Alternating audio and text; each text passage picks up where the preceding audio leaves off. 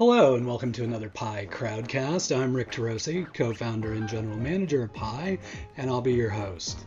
Today our guest is Anika Horn of Social Venturers. We'll be talking with her about what it means to be an ecosystem builder, how co-working spaces, incubators, and accelerators are struggling to change from an in-person space to an online community, and finally we'll talk about what helps folks like her keep going rather than just giving up and getting a day job.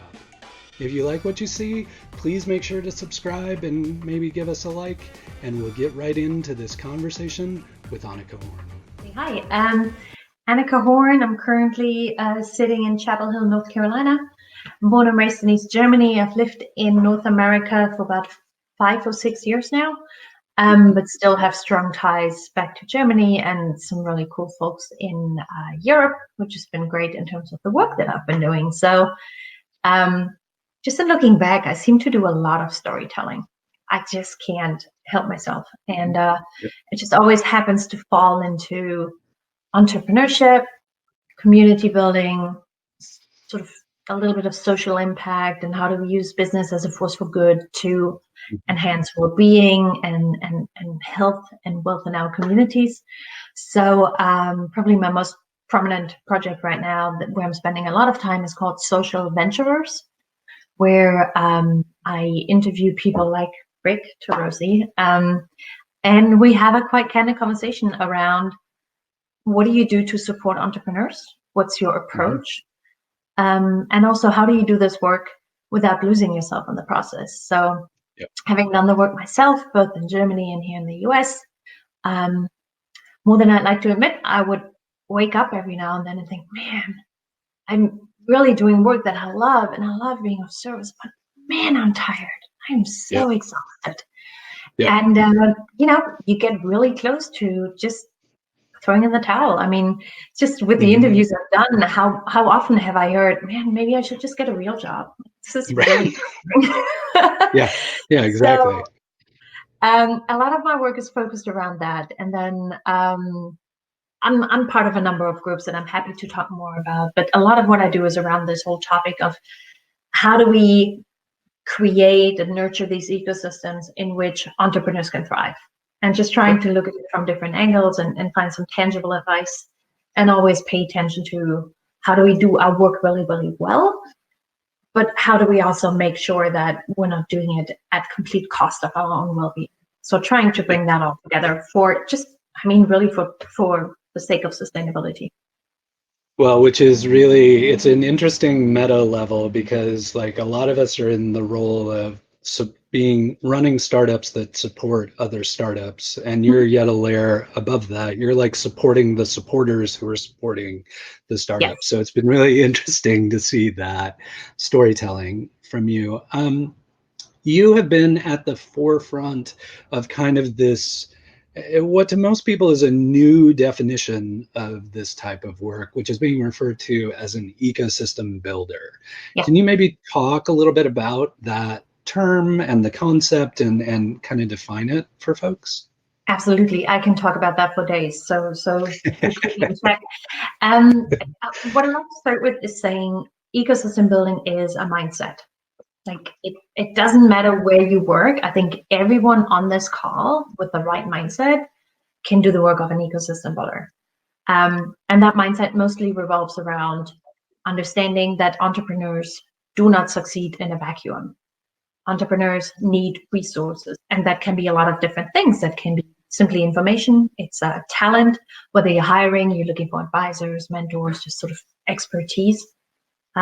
Capital, sometimes it's space. I mean, there's so much any entrepreneur needs on that trajectory of building a company. And I think just understanding that it takes an ecosystem. It takes so many of us to shepherd companies and founders through that journey.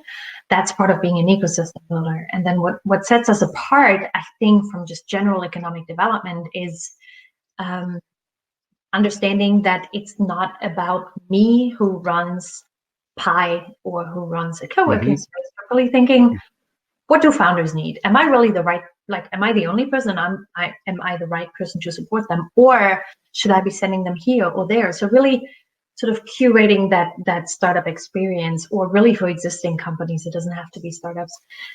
So putting the needs of entrepreneurs front and center, and then thinking about not what can I get out of it, but what do they really need, and how can I connect them in ways that they really succeed. So to me, that is ecosystem building. It's always rallying around the needs of founders and bringing the right resources and people together.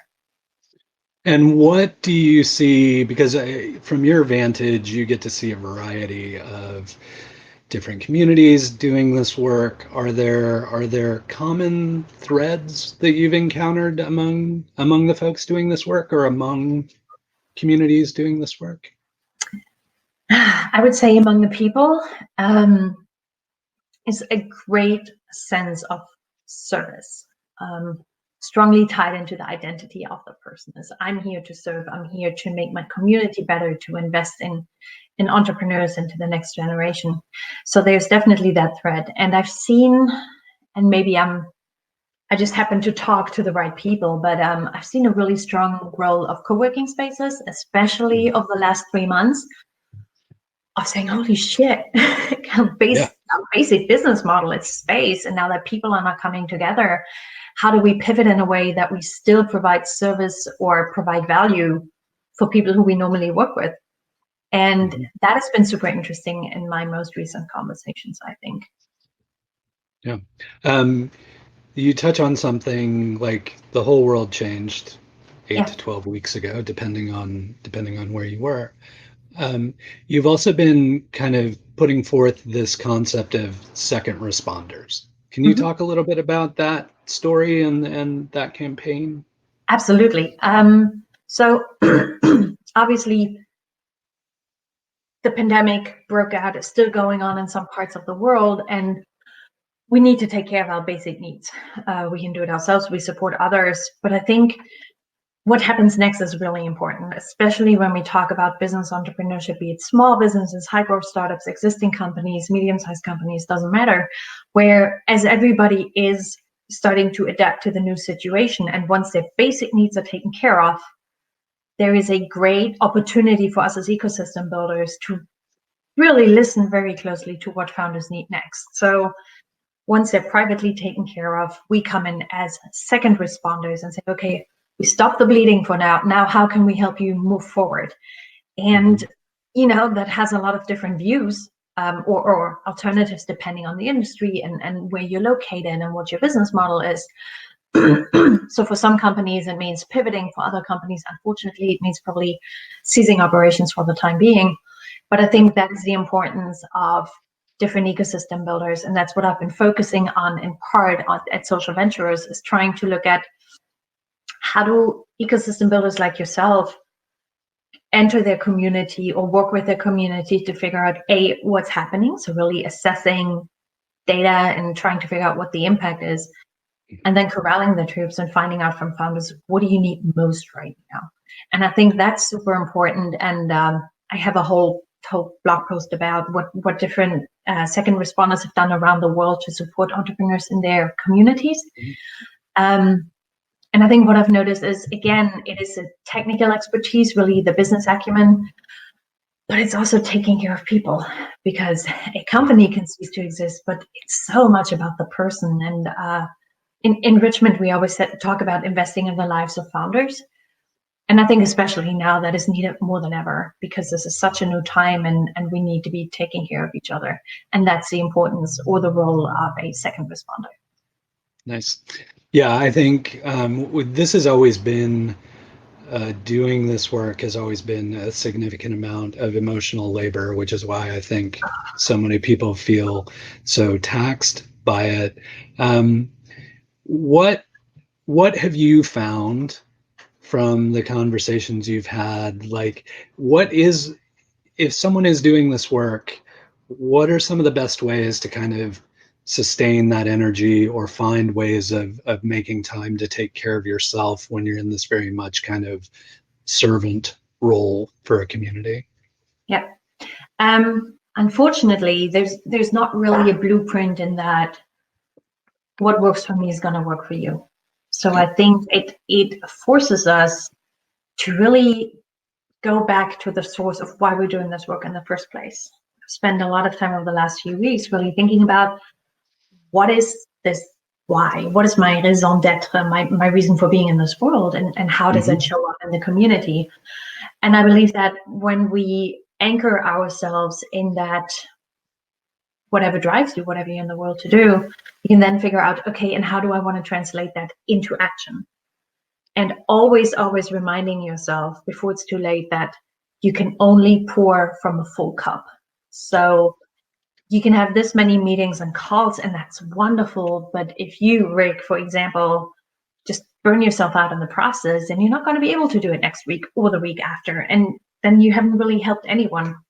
So I think sort of, I don't like calling it self-care. I really believe in creating a lifestyle where you don't have to make space for self-care as such, but you really build a lifestyle for yourself. That means looking after yourself, taking time for your family, taking time to work out, like whatever that thing is for you, to really build that into your everyday life and not let the work overtake everything. And I think that's the greatest risk, because so many of us who do this work are just so damn passionate, and you could do it all day.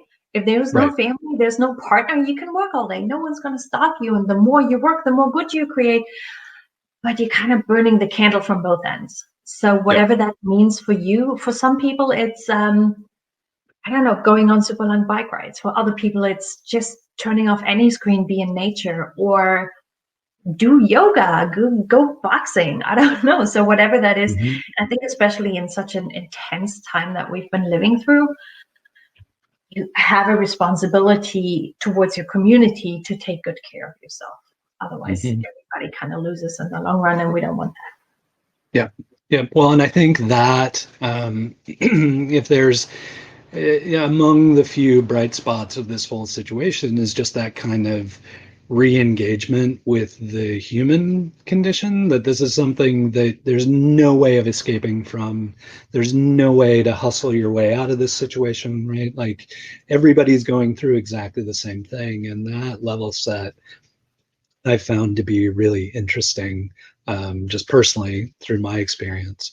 And then touching on a bit of a personal note, for you, like cooking, eating healthy, like that seems to be something that recharges you on a regular basis. Absolutely. And I came to it really late in life, like in my 30s. I think I just found a way of cooking that really gives me joy. And so cooking has been something I, at the moment, I just go for a 20-minute walk every morning before the house wakes up. Just complete silence, just among the trees as the sun comes up. And I don't even take a podcast, which normally I try to be like optimize, learn as much as I can. But it's really just time to be quiet and just let my mind literally and figuratively wander, which has been really good. Moving my body is nice, I think in part because it forces me to step away from the screen. I've also felt that going in nature, or even like eating in nature, just brings my nervous system down. Again, this must be because I'm getting older, because I don't remember that when I was younger. And reading, super simple pleasures. Like in some way, I feel like I'm going back to my childhood, because I remember before I entered the education system and was told what I was supposed to do and like and be, that's how I would spend my time. I would run around the woods, I would read books, and eat well. And somehow I feel like I'm transitioning back into that childhood me, and it really helps. And I do want to say that I've had a lot of these conversations with founders who have so much damn work, and especially in times of crisis, you have even more work. I firmly believe that you are not able to produce high quality work 10 hours a day. It just doesn't work. The human brain will not function in that way. So when founders or ecosystem builders say they don't have time, I really try to hold them accountable and say, look, you have the time. It's just that if you need to make that a priority. And I guarantee you that if you've slept enough, you've eaten well, you're not drinking too much, like in general, you're feeling good, you can produce high quality work for 4 to 6 hours a day. And I think that's really the cream of the crop of what you can do. And the rest isn't going to be your best work. And you can continue to do it, or you can invest it in yourself to make sure that tomorrow and the day after you can do another 4 to 6 hours of really, really good work. So it's sort of trying to change those mindsets a little bit. Yeah, I think that's really smart. I think so much of my time personally, if I'm sitting in an office, is very interrupt driven. It's not terribly focused time. Mm-hmm. It's bouncing from coffee meeting to coffee meeting, or maybe cranking out a quick blog post or things along those lines. And I think that's, from my perspective, been a challenge for me to realize that when you have this much focused time doesn't necessarily mean that all that time needs to be productive time. No. And I think that's the beauty of working in an office, right? Is you can balance out the really deep focus work with chatting and being social. And I think that's exactly the reset your brain needs, is to work. And I'm not saying work 4 to 6 hours like in one go. Right. You do an hour, you go have a chat, you go have a cup of coffee, a quick walk, you come back, do another hour. But it's amazing if you really, and I've taken to just putting my phone away, like completely, I can't even see it. And my focus is so much better. It's amazing. Yep. So eventually, hopefully, this new normal that we're moving into, do you foresee the work we've done changing drastically? Do you foresee a greater need for, like, what does the future hold for someone who's been in the role of an ecosystem builder previously? I have no idea. Okay. Only because I'm can't quite envision what it's going to be like. My hope is that we have proven that the work we're doing is valuable to communities, so that we are in a better position to do it going forward. In terms of being there for founders and the entrepreneurial community when things get rough, I hope we can carry that momentum forward and continue to be a keystone in our communities to support entrepreneurs. But again, that's why it's even more important that we look after ourselves, because if we come out of this and we've completely depleted our capacity, then we're not going to be good going forward. So it's this constant, it's not a very satisfying answer, but it's because change can be so slow and it can take so long that it becomes really frustrating. So I think even more than ever, we need to define for ourselves why we're doing this, because it's not going to be the external recognition, and it's not going to be any awards, and it's not going to be a big paycheck. However, I would like all of those things to happen. But the truth is, we need to know for ourselves why we're in this game, how long we want to be playing, and what we need to do to be able to continue to do this work going forward. Yep. Well, and I think the fact that there's more than enough work to do, and there aren't nearly enough people doing the work. I think one of the challenges I've noticed in a lot of second tier metropolitan cities, like the folks who are in the Startup Champions Network and stuff like that, is we all tend to run into this, and I'm curious if you see the same thing. I tend to notice that we all tend to run into this small town problem of, if there's one person working on that problem, then we don't need anybody else working. They're like, oh, Rick's working on that thing, he'll take care of it. Like okay, do you see a lot of that, or is that like just here and there?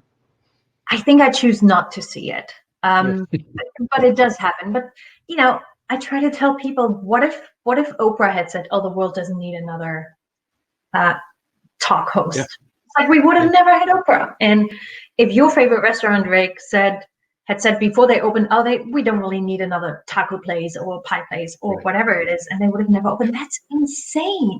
That's absolutely crazy. I know that unfortunately these bottlenecks and these silos are real, and that's why I try to evangelize and encourage people to sort of look beyond just sort of this territorialism and really try to be embracing, saying everybody has a role to play. And I do believe that if everyone focuses on what they do well, and Mhm. what really fuels them, they're always going to be contributing more.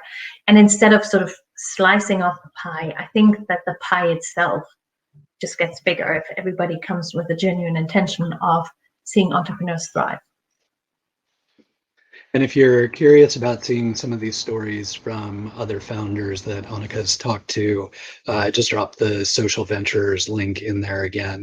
You just interviewed a former Portland mainstay, Mata Zepeda. Yep. How did that interview go? Oh, amazing. She is, it was very thoughtful. Yeah. So I have interviews, and especially when you're on a screen and it's international and it's like 4 a.m. in Australia and they're talking to me, you have very different levels of conversation. I think what I really appreciated about Mara was she is very deeply anchored in what she believes to be true about the world and what role companies play in policy and infrastructure. And she's just so good with words. I mean, writing up her feature was such a joy, just because it was well structured, and she has such a deep understanding of how all the parts need to fit together to bring about systemic change. And those are big conversations, like trying to figure out what the world should look like is hard. It's really, really hard stuff. But you can tell that she spent so much time doing it and working on it with so many different people that she has a great bird's eye view of how we can go about creating some of the change that we want to see. So yeah, that was fantastic. And I texted you right after. I'm like, oh my God, I just did it. It was amazing. Thank you, because you made that intro. And really, I can't have favorites, but if I had some favorites, she would probably be up there in these echelons. Yeah, she has a tendency to do that. So questions are rolling in. Please don't be shy. Feel free to ask a question, but Yeah. I want to start jumping into those so we can get some folks' answers, and so I'm not just babbling constantly. Okay, let's start with this one. Investing in the lives of founders is something you mentioned. Can you dig a little deeper into how you do this? Absolutely. Funny story, not funny, but something that once you learn it, you're like, duh, obviously. Mm-hmm. When I started out mentoring entrepreneurs, and especially sort of in the impact space, I would always end up having conversations about their family and their lifestyle, and how are things going at work, and how are things going at home, and are you sleeping? And I would walk away from these meetings and be like, Anika, they hire you for business consulting. It's none of your bloody business how things are at home. Until I realized, I'm like, that's just the way I am. I have a really hard time looking at a founder only from the business lens, because it is a person. And if things aren't going well in one area, there's probably some root cause in the other area. So it took me some time to really understand that founders are people too. I'm being silly, but really trying to understand that, I think a lot of the world in terms of career and professionalism, that's the one part we see of people. But there's so much more. I remember when I came to Portland, you organized daycare for my then 6-month-old baby, because I'm also a mother and I want to come into the work, but I'm going to bring my whole self. And that means accommodating certain personal aspects. So with all this being said, you've probably heard this term before. You can invest in companies, but the smarter investor invests in the person, invests in the founder or the team. And that's the whole notion of investing in the lives of founders, is really, we want to make sure that the entrepreneur grows and evolves and develops as part of whatever sort of engagement you have with them. Because companies will come and go, but the person is always there. And even if their first or their fifth company doesn't work out, maybe the next one does. But you will only find that out if you put the entrepreneur, the person, at the front and center of your work. Do you think, this is my addition, but do you think some of that is a little bit of a European German cultural sensibility that you're bringing to it as well? Like and the reason I ask that, so some folks know, I think I've mentioned it before, I spent part of my childhood in Stuttgart, Germany. because my dad was in the Army and we were stationed over there. But it's a very different, like the common way I try and demonstrate the analogy is often when you ask someone what they do in Germany, Europe, whatever, they don't lead with their job. They lead with like who they are as a person or what they enjoy doing, not an occupation. And so I think that's kind of where I'm coming at it with this question is like, is part of that a cultural sensibility that you bring from where you grew up, or do you think that's something that is kind of common to ecosystem builders in general and just our genuine like love of people? Yes, I think it's both. Okay. I have wondered more than once whether me growing up in East Germany under socialism has somehow contributed to how I see the world and how I see myself in the world in terms of service and community and wanting to make sure that everybody is better off. So I think there's something to that. At the same time, I think everyone who's feels at home in that community and who wants to be of service to others always initially comes from that idea of how can I help you and who are you? So I think there's something to be said for that. And you know what we should keep in mind is whether you're an ecosystem builder, you're an entrepreneur, whatever your role is, even if you work for the small business administration or you run a co-working space, we will change positions throughout life. If you stay true to yourself, that why will always be the same, and you might just find different ways of bringing that into the world.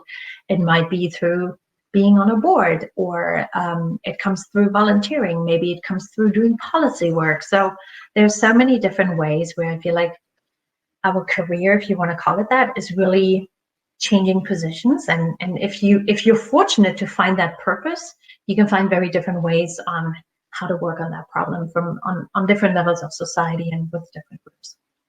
Yep, that's great. Thank you. Next question. How do you get people out of the mindset? We've touched on this a little bit, but this kind of like 24/7, always grinding. You're only successful if you're miserable and stressed and ramen profitable. And like, how do you help people get over that? Once I figure that out, I'm going to write a book about it. It's unfortunately, I think it's mostly they need to understand that for themselves. And unfortunately, they often won't do that until they've taken one step too far. And they're like, yeah, I don't want to do that again. I don't want to suffer from insomnia. I don't want to experience another episode of depression.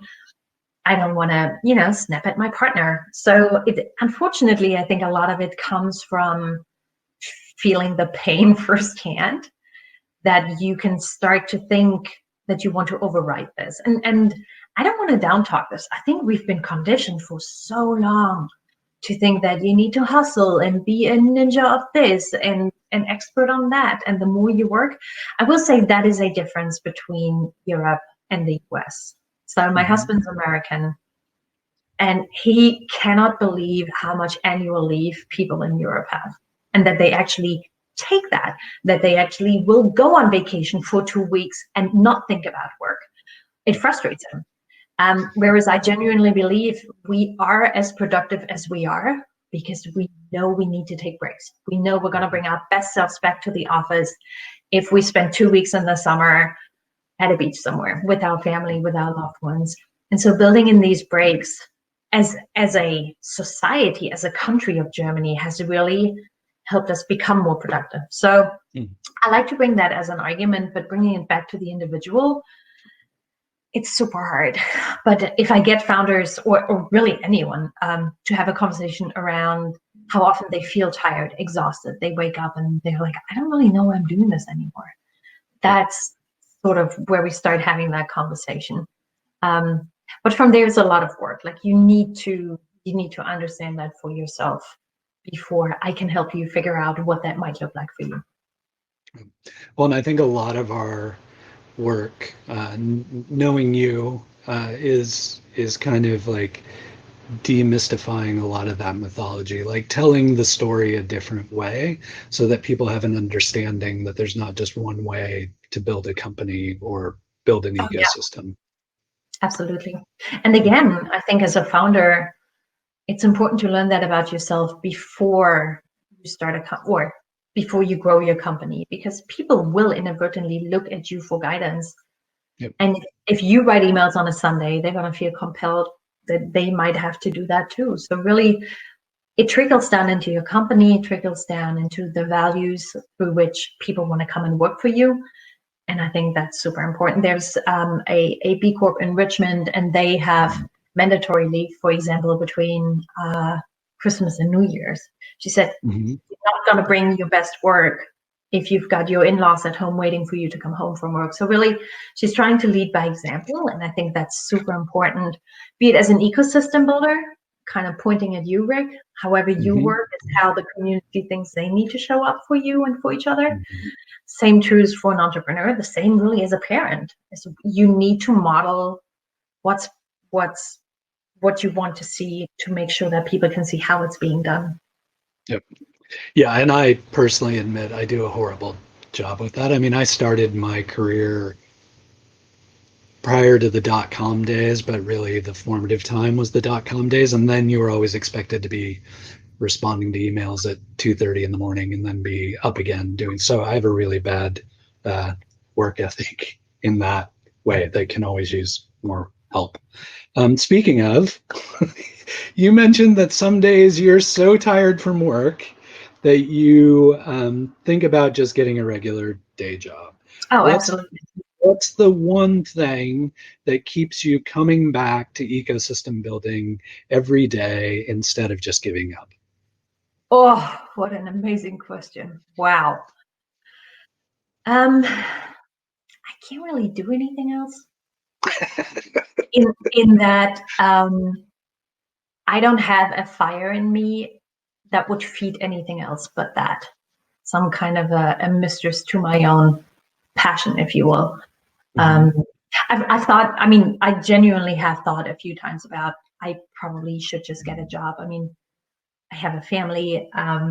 Stability would be nice. Work hours would be nice. I'm a very extrovert person, so these last few months have been a nightmare for me. I love having colleagues and teams, and I will get a job if I find the right position that allows me to do exactly what I love to do and sort of grow and be part of a team. I would love nothing more. Mm-hmm. But the truth is that I wouldn't bring my best self, and that wouldn't be fair to the employer. So I keep coming back to really what I want to do is talk to amazing people, figure out how they're doing life and purpose, and then share that with the world so that they can learn from them. And there's a lot of ground that I haven't uncovered yet that I would love to dive into with people in terms of programming and content and events to really start sharing that message and helping people really just lead more purpose-driven and values-aligned lives. This is a tangent, but it just sparked for me.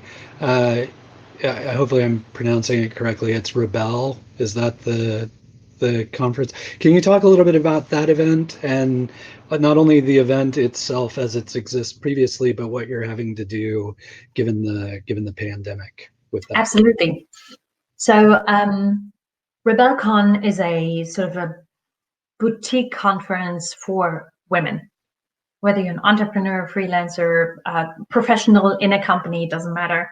And Shannon and I founded it 3 years ago because we saw a lot of women back then in Richmond, Virginia, who were just playing small, just were like checking all the boxes of what was expected, but just weren't really stepping into their power and stepping into their light and doing as well as they could.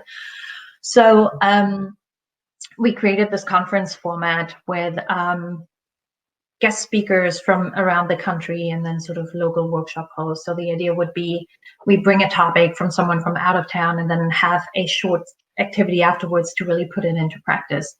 And the topics we talk about is creativity, personal finance, self-care, and community, because we think those are 4 really, really strong pillars for helping you figure out somewhat what is your definition of success? How do you want to live to be your best self and enjoy yourself in the process? So that was super successful. Shortly after I moved to Canada and then wasn't really all that involved. but have been sort of keeping tabs on everything. And they just recently moved their event online. So we had to cancel the April event and then shifted to online. I wasn't involved in that, but I know that they've now moved everything virtual. What I really like about it is I've had a few of these conversations over the last few weeks is do not try to do the same thing you were going to do just online. Yeah. Use online to your advantage. And one thing they're doing that I think is fantastic is it's partly live content, it's partly pre-recorded content that you can watch anytime you want. And the conference days are not 9 a.m. until 5 p.m. There's a morning, and then you can go and take care of your kids or do a bit of work or whatever it is. And then, so it's really more of a la carte menu where certain things are fixed, others are flexible, and you can just use the content however you want. And I'm super excited to see how it goes. And a really, really neat thing, because Shannon is so true to her values of supporting women-led local businesses, is everybody who got their tickets, I think before Friday, gets this amazing gift box that is not full of like crap and samples and swag, but actually curated from women-led local businesses. So really high quality, beautiful things. And we have a female run business called Gifted that is putting these boxes together. So it's really sort of passing down from Rebel to providers to local businesses, which I think is just fantastic. And it's a great way of living your values and staying true to what you're trying to do. That's awesome. Thank you. Yeah. Okay, next question. When investing in the founder, which trait do you prioritize? Is it ability to absorb coaching, or are you more attracted to kind of subject matter expertise? Man, whoever's asking these questions, guys, thank you so much. We have a good audience. They just show up and ask really good questions. There's a bit of both in that I just personally have a knack for working with entrepreneurs who want to do good that is not just lots of profit, even though I love profit and I want everyone to be profitable, but there needs to be something a little bit more about how do you give back to your community. I had a mentoring session probably 5 years ago now with a young woman who wanted to start an online shoe store. And man, I'm just not going to be the right person to help you with that, because that's not, I don't see the problem. So your solution is kind of just, it just doesn't vibe with me.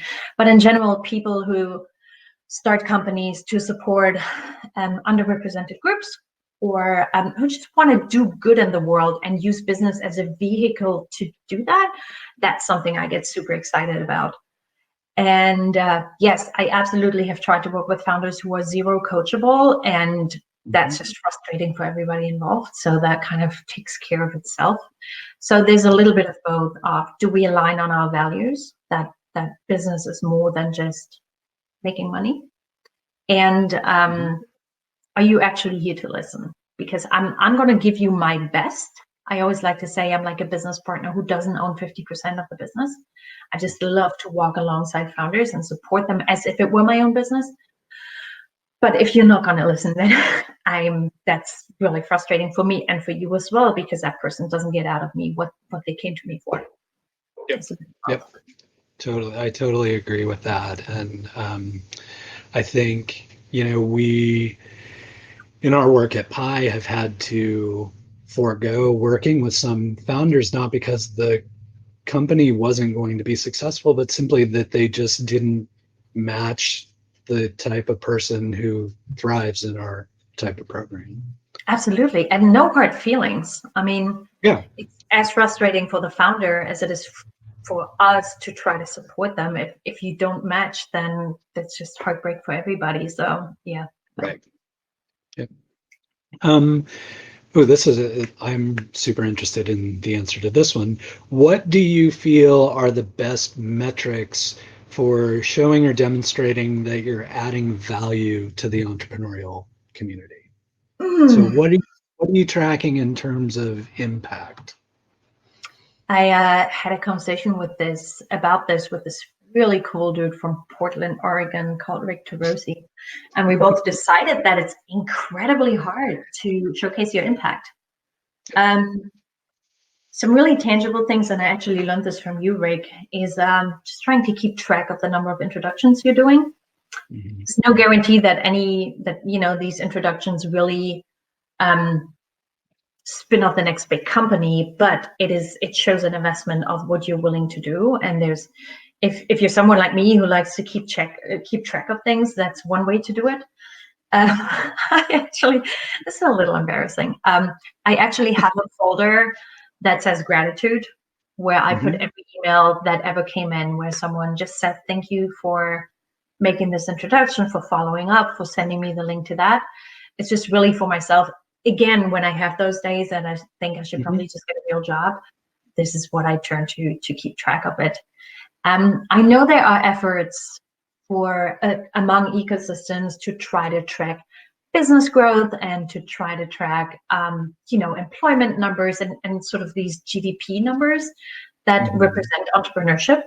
I think that's a very noble effort on an ecosystem level. But as ecosystem builders, we're always trying to bring parts together. So I think it's going to be incredibly hard to narrow down that this company did really well because they were in that program and not because they had this mentor or they happened to be at the same event as that person. There's so many different factors that play into it. But it's actually one of my favorite questions when I interview people is around that, is how do you know you're moving the needle? And most of us say, I have no idea. It's just kind of anecdotal. So that's probably one of the biggest areas that we all need to do some more soul searching and figure out how we want to show our value. Well, and this reminds me, do you know Jeff Slobodski in Omaha, Nebraska? Have you met him? He's somebody, I'll definitely connect the two of you because you would really enjoy one another's company. But he and I have been going back and forth on kind of a second tier metropolitan area startup community stuff for, I don't know, a decade or so now. And he started a thread the other day that speaks directly to this question, which is like, is there a CRM for the kind of work we do? Like, what are the tools that we need to be using? Have you encountered anything that seems to work beyond just like typical spreadsheet tracking stuff? I have heard of 2 or 3 startups in the space that try to create CRMs for ecosystem builders. So there is that, but I haven't tried any of them, so I really can't speak to whether they're good or not. But I think that's why I'm so drawn to storytelling. I do storytelling on an international, national, and local level. And I think that's just my way of not showing how awesome I am. I get on conversations with you to do that. But really, and just trying to tell the stories of founders and shed light on the impact they're creating. And I don't want to take part in it, but I think that's my way of talking about, hey, there's really cool people out there doing amazing stuff. And I want that to be out there. So that's a very nebulous answer, but I think storytelling plays a big part of bringing those pieces together and showing value. What I would also like to throw in, it's something because I'm thinking about it all the time, is maybe the metrics we have right now are part of a system that just values different things that doesn't align with the things that we're creating. So value is defined in growth and numbers and employment rates, but the value we're creating is of such different nature that we might just not have the right metrics now. So we can try to use those as proxies, but we have a long way to go on that end. Yeah, agreed. Yeah, I feel that friction quite a bit. Yeah. And back to your storytelling, the thing I love so much about your focus in that regard is, I have this hypothesis that communities exist organically. They're just not self-aware until you start telling them they're a community, and that's what helps people recognize and gravitate. And I think your storytelling specifically around ecosystem builders has been really formative in that regard. So thank you for doing that work. I really appreciate it. Thank you. I appreciate that. Of course. Next question, and we got time for a couple more. For incubator or accelerator workspaces, how do you suggest we continue to create community and provide value while so many are moving to work from home due to COVID, but also beyond, like that this may be the new way of working. So how can we focus on providing value in that kind of landscape? Absolutely. This is a very, very difficult question, and I'm so excited to see how some of the organizations that I know of are adjusting. I will say for anyone who's involved, please be kind, please be patient. Like, we're all figuring this out as we're going along. Two things come to mind that I've already seen, actually three things that I've already seen work in different countries that might shed some light on this matter. Is number one, and you were in on part of this conversation, Rick, is there were a number of organizations in Germany that are predominantly support organizations for entrepreneurs that put together a hackathon. They saw them do it in, I think, Latvia, and said, man, this is really cool. Let's try to do a hackathon here as well and invite everyone in our community, in our network, to participate, to find solutions, not for COVID-19, because that's clearly very medical, but in how we as a society can respond to COVID-19. And accidentally ended up with the biggest hackathon in the world. I think over 40,000 people participated, put it together within 5 days. They had no funding, like pure sweat and tears. So that was one way that I thought was a superb way of tapping into their crowd.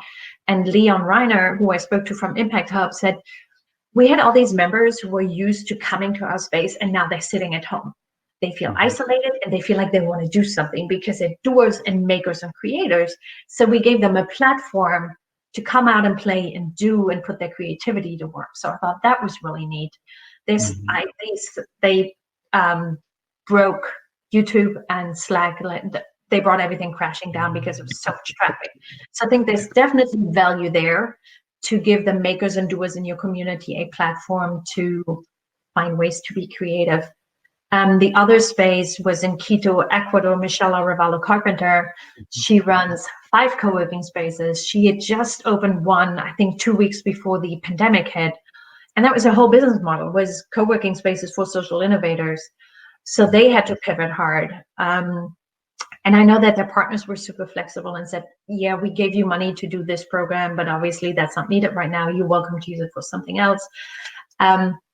She and her team offered training to corporates because they're such experts in working remotely and sort of working in a strange environment that they were able to train and sort of keep their company running that way.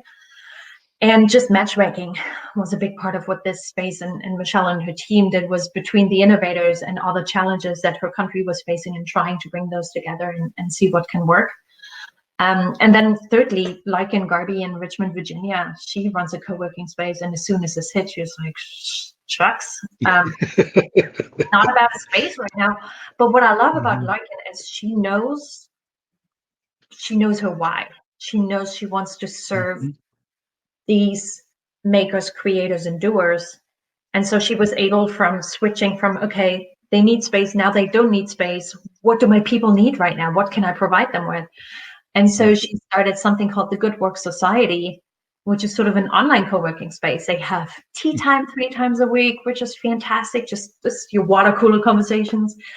And then we curate events and resources and just put it into the society to try to support everyone who's part of it and find what they need when they need it.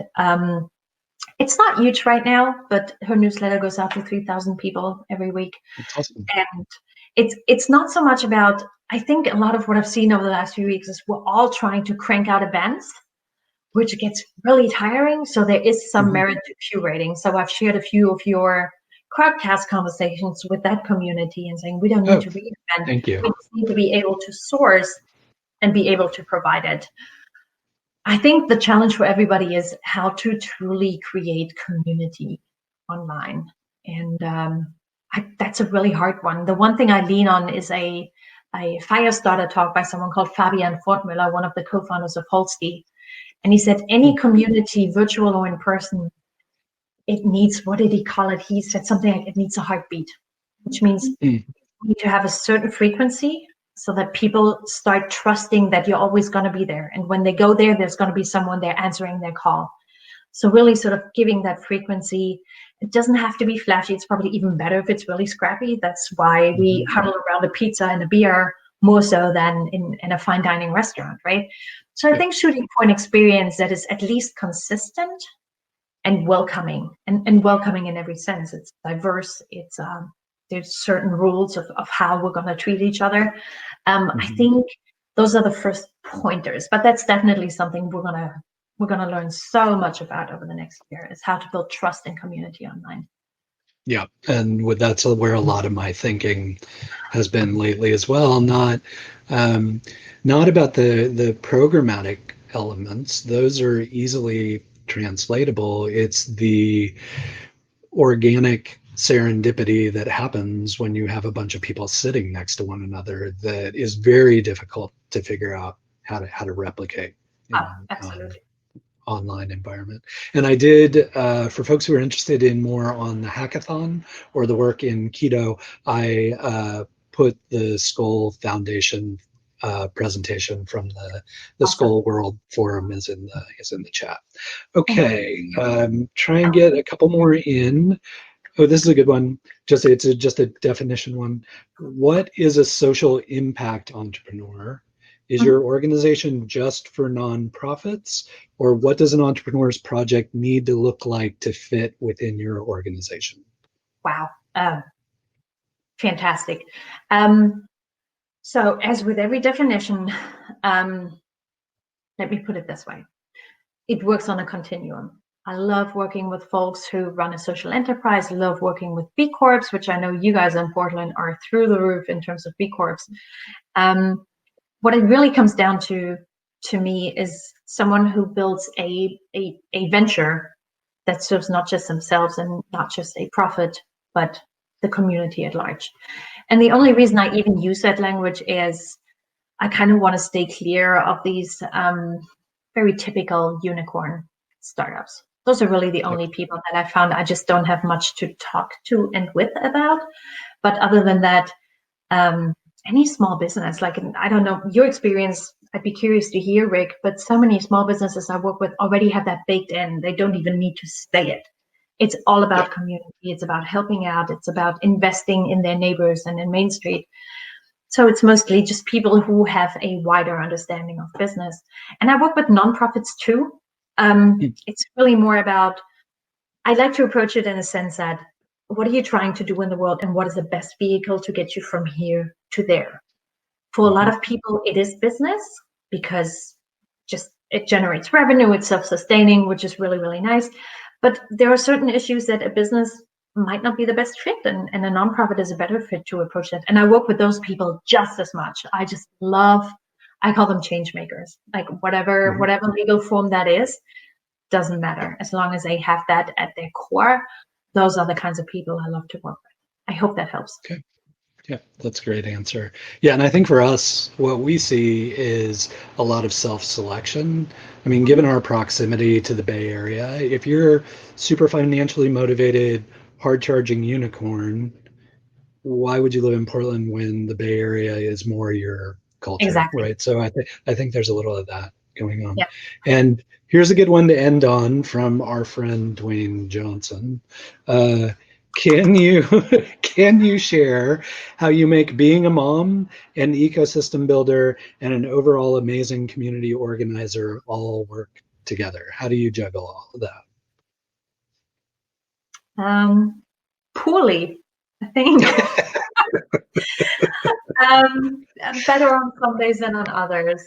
First off, Dwayne, I am so honored you're here. Thank you so much.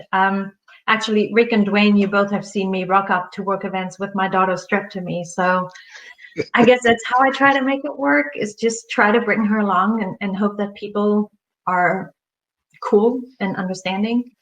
It's a constant struggle, especially because nobody tells you this, but kids don't stay the same. Like when they're 6 months old, they will sleep on the job, and that's great. And suddenly they're 2 and they want to sit on your lap for every video call you have and sort of slam on your keyboard. So yeah, I think that's, I'm still working that out. But again, like part of my why is to see my daughter grow up and be there for part of that journey. And so having defined that for myself, I can make it work a little bit more. But especially the last few weeks with schools closed, I think that's why I've become so good at focused work. So the moment she goes down for a nap, I drop everything and I just work for 2 hours. But I know that when those 2 hours are up, I'm not going to be able to do any more work. So it's really trying to build systems for myself. And that's what I love doing with anyone I work with, really, is figuring out what the lifestyle is and then building systems that allow you to do what you do in the most effective, efficient, and fun way. What a great question. Thank you. Okay, we made it through all the questions, so just one last one from me. This is one where we kind of turn the tables. As you've seen, we always have an amazing community of people who show up for these sessions and ask incredibly thoughtful questions. Now, our question for you is, what can we as a community be doing to help you? How can we be most helpful in the work you're trying to do? Couple of ways, actually. Number one, Portland, and I feel so fortunate to have met you and have been able to see part of your community. So anyone out there who deserves a recognition, I would love to highlight them on a campaign that we haven't talked much about, but it's called the Unsung Heroes of Ecosystem Building. So if you message me, you can reach out to me via my website or through Twitter or Instagram. We just love highlighting sort of the underdogs. So everyone who's not Rick Tarosi and Stephen Green, who the whole world knows about already. Just celebrating cool people who don't necessarily get the lens. I also always love highlighting and doing interviews with people who are ecosystem builders and sort of share that mission for social venturers. I have an embarrassing backlog of about 8 interviews that I yet have to put on the website, but always keen to just talk to people who share those values of using business as a force for good. And then lastly, I mean, if I can help through advisory services or storytelling, everything is on anikahorn.com. Please reach out. I just love meeting cool people and get an excuse to come back to Portland and see Rick and Dwayne and all you cool people out there in Portland. Awesome. Thank you. Thank you so much for your time, for answering all of these questions so thoughtfully. We really, really appreciate it. Thanks to everybody who showed up today.